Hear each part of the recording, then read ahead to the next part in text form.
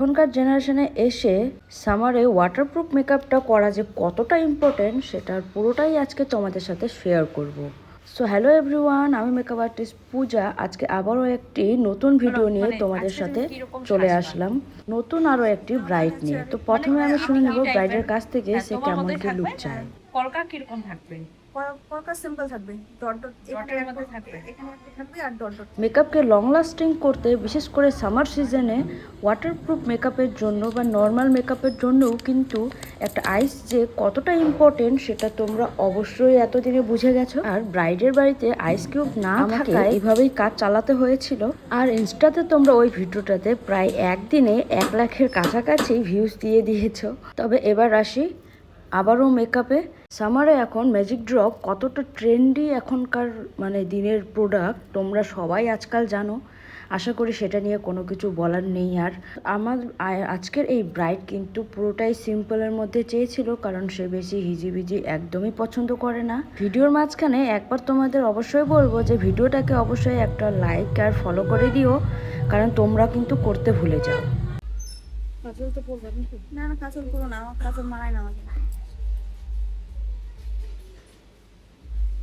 এবার বলি কেন বললাম ওয়াটারপ্রুফ মেকআপ করার কথা, তাও আবার এই সময়কার। কারণ এই ব্যাপারটা আমারও জানা ছিল না যে ফটোশ্যুটের সময় ক্যামেরাম্যান, দেখো যখন আমরা ফটোশ্যুট করি ক্যামেরাম্যান যখন করে তখন কিন্তু দু সাইডে এত বড় বড় একটা দুটো লাইট লাগায়, আর সেখানে কোনো ফ্যান তারা অ্যালাউ করে না। আমি যেই ব্রাইডের ফটো ভিডিও নিতে গেলাম দেখি যে সেই জায়গাতে এত প্রচণ্ডভাবে গরম, ব্রাইড লিটারেলিভাবে ঘামছিল। কিন্তু তবে যদিও আমার এই ব্রাইড ওয়াটারপ্রুফ মেকআপই নিয়েছিল, তো সেই জন্য তার কোনো সমস্যা হয়নি। তবে আবার মনে হলো যদি ব্রাইড ওয়াটারপ্রুফ মেকআপ না নিত তাহলে মেকআপ সরে যাওয়ার চান্স কিন্তু অবশ্যই থাকতো। আমি বলছি না যে এইচডি মেকআপ লং লাস্টিং হয় না, লং লাস্টিং হয়, তবে সব মেকআপই ওয়াটারপ্রুফ মেকআপটাকেও কিন্তু তোমাকে ম্যানেজ করতে লাগবে, ঠিক মতো মেনটেন করতে লাগবে। আশা করছি তোমরা ব্যাপারটা বুঝতে পেরেছো। তবে আজকের ব্রাইডের মুকুটটা কিন্তু হয়ে গেছিলো অনেক ছোট, এই জন্য আমাকে মুকুটটা একটু পিছনে আর দুপাট্টাটাও একটু পিছনে দিতে হয়েছিল। তুই দেখ না,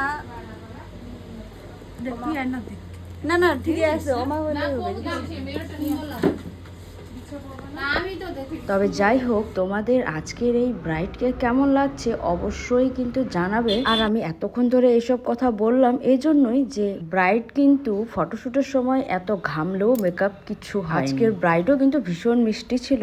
আর তোমরাও যদি আমার কাছে সাজতে চাও অবশ্যই আমার সাথে কন্ট্যাক্ট করে নিও, কারণ ব্রাইডাল সিজন কিন্তু চলে আসছে। ঠিক আছে সবকিছু। আর ব্রাইডাল বুকিংসের জন্য অবশ্যই আমার নাম্বারে যোগাযোগ করো। আমার নাম্বার কিন্তু তোমরা আমার প্রোফাইলেই পেয়ে যাবে। আবারও আসবো অন্য কোনো ভিডিও নিয়ে, ততক্ষণের জন্য বাই।